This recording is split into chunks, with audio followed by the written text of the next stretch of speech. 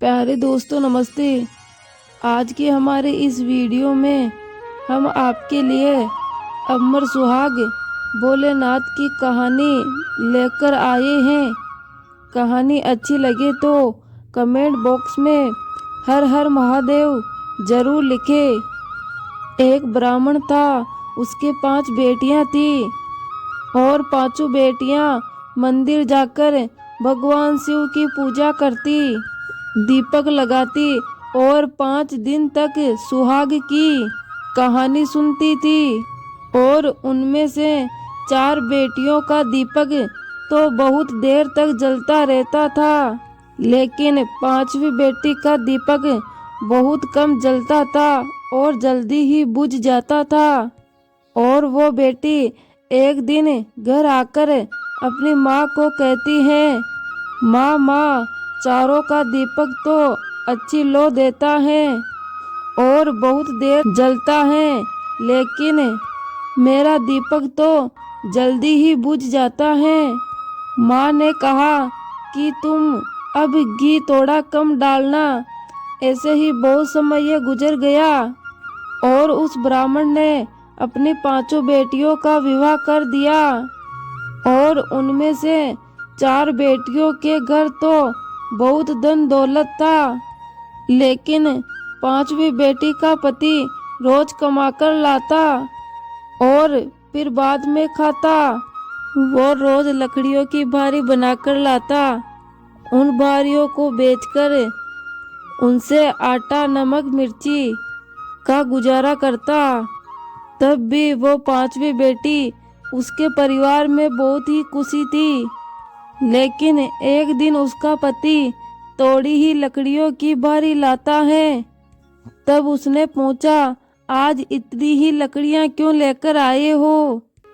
तब उसके पति ने कहा कि आज मुझे बुखार आ गया और मुझसे इतना ही काम हो पाया।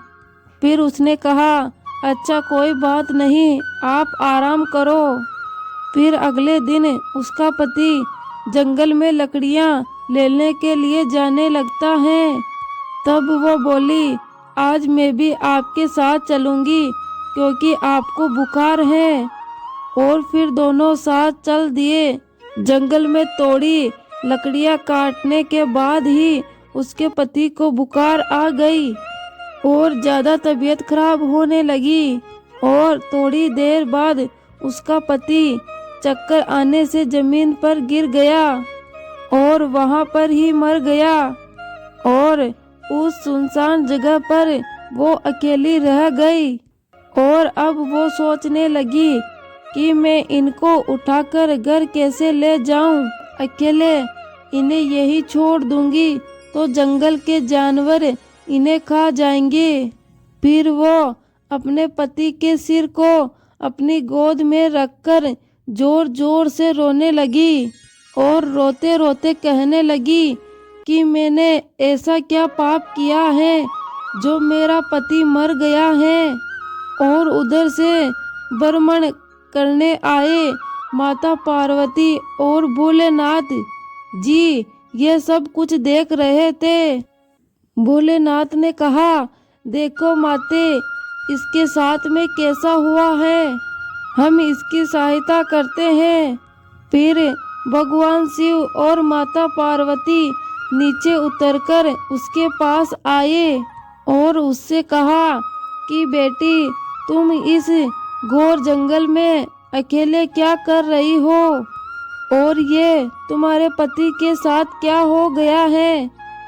फिर उस लड़की ने कहा, ये मेरा पति है, मेरे पति की तबीयत खराब होने के कारण इनकी यहाँ मृत्यु हो गई है।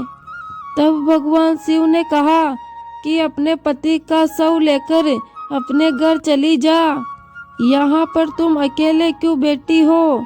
तब उसने कहा कि मैं तो घर नहीं जाऊंगी, मैं तो यहाँ ही इनके पास बैठी रहूंगी। और ये सुनकर भगवान को उस पर दया आ गई और भगवान बोले कि तुम तो वही हो ना जिसका दीपक जल्दी से बुझ जाता था।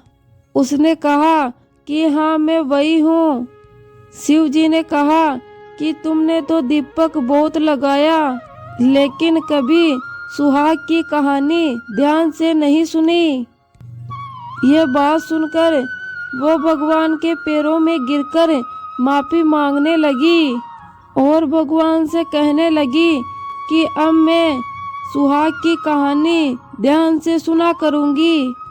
कृपा करके आप मेरे पति को जीवित कर दीजिए। यह बात सुनकर तब भगवान शिव जी उसके पति के ऊपर अमृत के छींटे देकर वहां से अंतर्ध्यान हो गए और अमृत के छींटे पड़ते ही उसका पति उठकर बैठ गया। उसके पति ने कहा कि मुझे बहुत गहरी नींद आ गई थी। तब उसकी पत्नी बोली, आपको गहरी नींद नहीं आई थी, बल्कि आपका दूसरा जन्म हुआ है और अब हम घर चलते हैं। मैं घर चलकर सुहाग का उद्यापन करूंगी।